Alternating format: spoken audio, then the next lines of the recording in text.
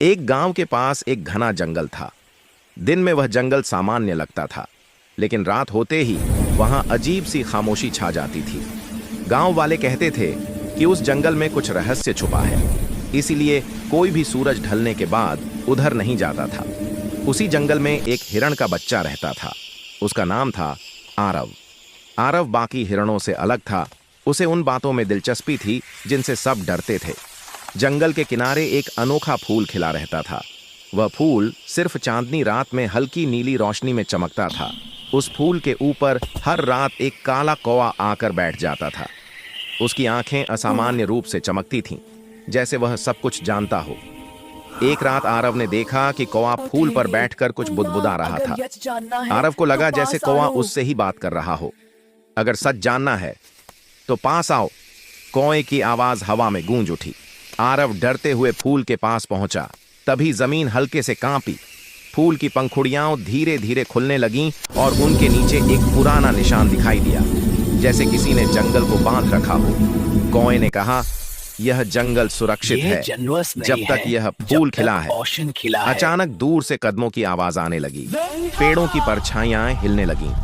कौवे ने जोर से चिल्लाया, भागो आरव, सच जान लिया है तुमने। आरव भागा, लेकिन उसके पीछे किसी के सांस लेने की आवाज साफ सुनाई दे रही थी। अगली सुबह गांव वालों ने देखा, फूल मुरझा चुका था, कौवा गायब था और जंगल पहले से ज्यादा शांत था। लेकिन एक बात अजीब थी।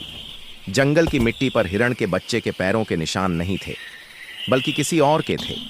कौवा असल में कौन था? फूल किस रहस्य को छुपाए था? और आरव सच में बच पाया या बदल गया?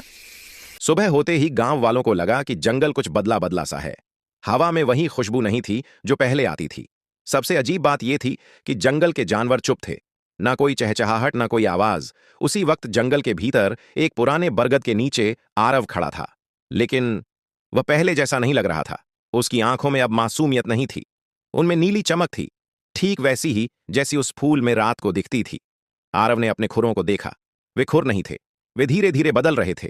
तभी पेड़ों के बीच से एक भारी आवाज गूंजी, समय पूरा हो चुका है। धुएं की तरह अंधेरे से कौवा काला बाहर आया। लेकिन अब वह सिर्फ कौवा नहीं था, उसका साया बहुत बड़ा था और उसकी आंखों में सदियों का ज्ञान छुपा था। तुम चुने गए हो आरव, कौवे ने कहा। फूल अब नहीं खिलेगा, अब जंगल तुम्हारे सहारे झेगा। आरव के चारों ओर जमीन पर वही पुराने निशान चमकने लगे जो फूल के नीचे छुपे थे। वे निशान एक जादुई घेरे की तरह जलने लगे। अचानक आरव को सब याद आने लगा। यह उसकी पहली जिंदगी नहीं थी। सदियों पहले भी एक हिरण का बच्चा था जिसने फूल को छुआ था और जंगल का रक्षक बन गया था। लेकिन हर रक्षक की एक कीमत होती है। कौवे ने धीरे से कहा, अब तुम जंगल छोड़ नहीं सकते। उसी पल दूर गांव से किसी बच्चे की आवाज आई, मां, जंगल बुला रहा है। आरव ने उस आवाज की ओर देखा।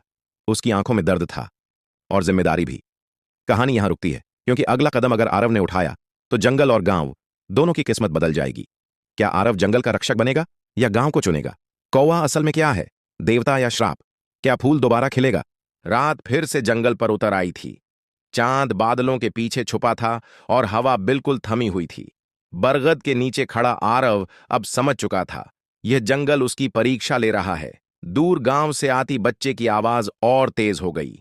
हर पुकार के साथ जमीन पर चमकते निशान फैलते जा रहे थे, जैसे जंगल खुद जाग रहा हो। कौवा काला आगे बढ़ा। इस बार उसकी आवाज कठोर नहीं थी, बल्कि थकी हुई थी। हर रक्षक ने यही सवाल पूछा है, जंगल या इंसान? अचानक हवा में दरार सी पड़ी।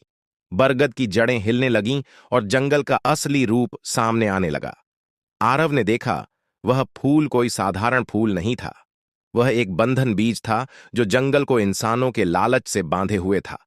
कौवा बोला, मैं श्राप नहीं हूं, मैं पहरेदार हूं, लेकिन अब मेरी शक्ति खत्म हो रही है।